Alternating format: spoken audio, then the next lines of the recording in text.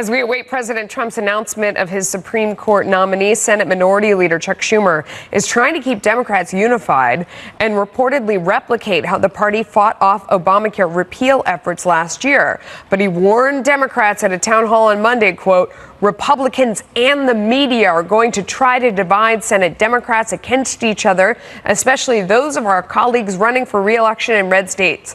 Politico agrees, arguing that Senators Joe Manchin, Heidi Heitkamp, and Joe Donnelly in the fold will be the biggest challenge of Schumer's time in leadership, keeping them in the fold. Let's bring in our power panel. Michael Tobman is a former aide to Chuck Schumer and a Democratic strategist. Alexandra Smith is the executive director for the America Rising PAC. Michael, let me start with you. If you're Chuck Schumer, who's the last person on this final list of 3 or 4 that you want to see him nominate? Who would be the toughest to keep your caucus in line over? I think they all pose very... Oh, come on, you got to No, I'm going to duck this one a little bit. I think they all pose very interesting challenges, and I think all of them ultimately, and I'm probably going to get a lot of flack from my colleagues on this, I think they go through, and I think that the president's pick is confirmed. I think each of them with their unique positions, either is a more establishment economic conservative, another one a more social conservative. But when we talk about the Democratic Party, it's not one thing, and it hasn't been for a very long time. We have those on the far left, we have those that are more mainstream, and then we have those, as you mentioned, that are running for re-election in red states. So I'm sort of going to reject the underlying premise that this itself is a test of Senator Schumer's leadership. I think it'll be a challenge. My thinking is it's preordained. There are some that think that it would be harder for the women to vote against a woman. That seems a little bit, narrow-minded. But then also there's the idea that it seems like the perception, at least, is that she's the most socially conservative. So that kind of makes it swing the other way. What's your take? Well, look, I think when you look at any of these jurists that the president is considering in his top 3, or the expanded list even that he had provided with us, we're looking at exceptionally qualified jurists. And, Judge Amy Barrett is no exception to that. Obviously, her story as a mother and as a female is particularly intriguing, and it brings an element of diversity to the mix. But I'll say this, that she has an incredible tenured, career as a jurist. She was recently confirmed by the Senate, which is a good sort of harbinger of things to come. She's from... Although that was a rough time she got there. It was. And I think that the kind of anti-Catholic bigotry that was displayed by the left during that hearing really does not bode well for them this time around. This should be a layup for these red state Democrats. Well, so let me ask you that question. I mean, how much of a danger is it for those red state Democrats that we talked about to vote against this nominee? I think it is a danger. I think that being labeled... Yes. I think some combination of them have to. I would agree with that. And I think if the far left of the Democratic Party, the sort of tail wagging the larger dog, drives this conversation because it's where the heat and the energy is, I think it actually makes it that much easier for these Democrats in red states to vote for the nominee. Yeah. So that makes it sound like it's just a done deal, no matter who it is.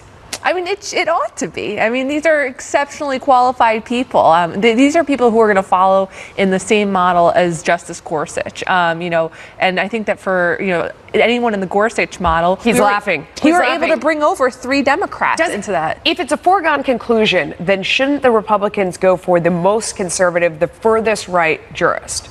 I mean, I think that any of these names are going to be appealing. You think they're equally conservative? I absolutely do. You go, and we've all watched these hearings on television. You're not saying how you're going to decide a case. You talk about your pedigree, you talk about your accomplishments, you talk about your experience, and you say, I'm going to decide this. And then the question is whether you're labeled an activist judge or if you're a strict constructionist. Aren't those labels already on? I mean, aren't they? Hasn't everybody poured over their record? Because like you said, they very much are. It's about the record. They very much have, and it really just becomes a question in an election year of firing up their bases. So there are going to be consequences either way. But at that point, there will be then 2 judges President Trump has put on the bench. And the most important thing for conservatives is we want to make sure that these judges are interpreting the Constitution according to its original public meaning. And we want to make sure that they're interpreting laws as they were written. Yeah. And I think that that's going to be, those are the most important qualities to conservatives. And these judges all have it. Okay. We're going to leave it. I saw you laughing, but we're going to leave it there. We got another panel coming up, so hold on. President Trump firing up his base last night during a campaign-style rally in Montana with the midterms looming. The president targeted that red state's Democratic senator, but he also touched on 2020. The Power Panel stays right here to weigh in on all of that. Tester doesn't share your values. John Tester showed his true colors with his shameful, dishonest attacks on a great man, a friend of mine, a man that I said, why don't you run the VA? You'd be great. Navy Admiral Ronnie Jackson. A vote for the Democrats in November is a vote to let MS-13 run wild in our communities, to let drugs pour into our cities, and to take jobs and benefits away from our hardworking Americans, and we're not letting it happen. That was President Trump firing up his base in Montana last night and previewing themes he'll highlight as he works to help the GOP maintain control of the Senate in November and even his own job in 2020. The president going off on the state's Democratic Senator John Tester and launching attacks against the Justice Department, the media, and Hillary Clinton. He also slammed Democrats who want to abolish ICE. Our Power Panel is back. Michael and Alexander with us again. Michael, let me ask you. Yes, ma'am. How much of a threat do you think it is to have the president show up with Air Force One and go in and do these rallies in red states where Democrats are trying to get reelected? Oh, I think it's an enormous problem for the Democratic candidates. I think that voters, despite popular opinion, I believe voters are very intelligent. I think they're very sophisticated, and I think they compartmentalize their thinking. I think for those that enjoy, for those that are full-throated supporters of the president, an endorsement like that will help get them to the polls and drive the conversation. For those that have reservations about the president, they'll still filter through the information, take what they like, dispose of what they don't. We just saw this in Staten Island, where Michael Grimm, former congressman, was trying to run as the true heir to the Trump legacy in Staten Island, but President Trump endorsed his opponent, incumbent Congressman Dan Donovan, and Donovan won in a landslide. So voters get it. Grimm had some other problems going his way too. A few, but relevant to this, it's a big problem. Alexander, what do you think of that analysis? I mean, I think that it's smart that the president is going to these states. There are 10 Democratic senators up in states that the president won in 2016. 5 of those states he won by double digits. So by him going to these states with all the pomp and circumstance of Air Force One and the office of the presidency, and saying the senator that comes back to this state and says that he represents your values in Washington, they're actually voting against the Tax Cuts and Jobs Act. They're actually voting against, me on Obamacare and the issues that you care about here. So I think that by him going there and exploiting those differences, he's really driving a wedge between these senators. So interesting. This is Trump wholly himself, on the stump, campaigning, rallies. I don't like a lot of what he said, but you have to respect he is more fully himself and more wholly himself in this situation than he is in Washington. It's also the case. So you talked about people who filter, who may not like the messenger, and they may be offended by some of the things that he says, but they filter through and they take what they want. Yes.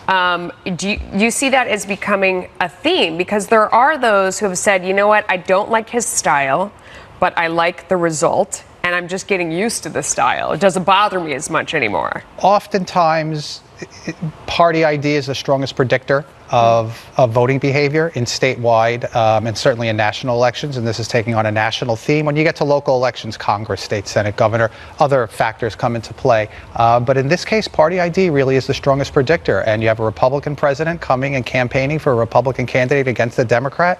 Yeah, the voters will filter out what they don't like. On the other hand, I mean, the conventional wisdom is always with the Republican president in the midterms that there's a big turnover and Dems are supposed to win. So all of a sudden there has been a big change in tone. And it's amazing to see even Democrats running. I mean, especially when you look at the case of Tester, when he's running ads saying, thank you, President Trump, for signing my bills. It's a very clever strategy, but it also shows you, my goodness, I mean, everybody's trying to get as close to this president who is supposed to be toxic. It's amazing. Right, and historically, you're correct that the opposition party is the one that's fired up in these midterm elections. But I think that with the Democrats this time around, they are so divided. They cannot coalesce around one leader or one issue, and the messaging gets so extreme. So if you're some of these Republicans or some of these independents that are out there, and you're looking at the president and you're looking at the Republican Party and you're maybe not too sure, you look at what the other side is saying about abolishing ICE, for example, and you say that's extreme rhetoric, and that party isn't for me. So our people in red states listening to that kind of talk? I mean, when you hear abolish ICE and it works in other places, and and it worked in a district here in New York, when it works somewhere, do Democrats in other states think that's coming their way, or do they understand that's there? I'm not ducking this. It is a little too soon to tell, because right now it's a bit of an academic conversation where we're talking and testing different messages, tones, and themes. Come election day, it's a choice. It's between two names on the ballot.